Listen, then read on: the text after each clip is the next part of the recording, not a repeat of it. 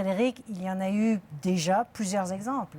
Oui, Céline, en fait, l'année dernière, c'était l'Université du Québec à Rimouski, avec son Institut des sciences de la mer, qui a versé une proposition de la pétrolière TransCanada pour créer une chaire de recherche sur le beluga.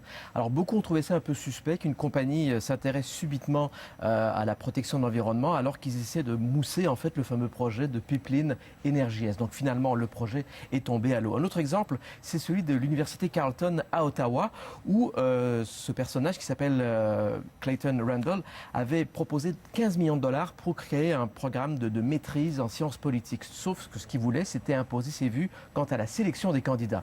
Alors Carleton a dit non, a quand même reçu l'argent, mais a réussi à faire changer l'accord. Donc ça, c'était important. Et donc, c'est très difficile pour les universités de dire non bien souvent à des millions de dollars parce que des chaires de recherche, évidemment, c'est très prestigieux. Donc il y a la tentation de laisser un peu une perte de contrôle en fait du sujet, peut-être même avoir des recherches qui sont dirigées pour aller chercher cet argent-là.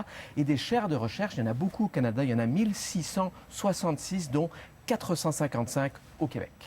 Oui, vous le disiez, les contributions privées, ça vient quand même combler des lacunes en termes de financement pour les universités. Oui, Céline, parce qu'il y a de moins en moins d'argent public. En fait, si on regarde en 1990, il y avait 80% des revenus d'opération qui étaient couverts par les fonds publics. Aujourd'hui, c'est 55% seulement. Résultat, ce qui en pâtit, c'est la recherche académique. En fait, ça a chuté de 10% entre 80 et 2003. Donc, le besoin forcément d'aller chercher de l'argent ailleurs. Et donc aujourd'hui, qu'est-ce que ça représente en fait le financement privé pour la recherche universitaire? C'est 6%, vous allez me dire, c'est pas beaucoup, sauf que ça grandit de façon exponentielle et c'est quand même tout profit pour certaines universités. Par exemple, l'Université Laval parvient à aller chercher chaque année par le financement privé jusqu'à 15 millions de dollars. C'est pas négligeable quand même.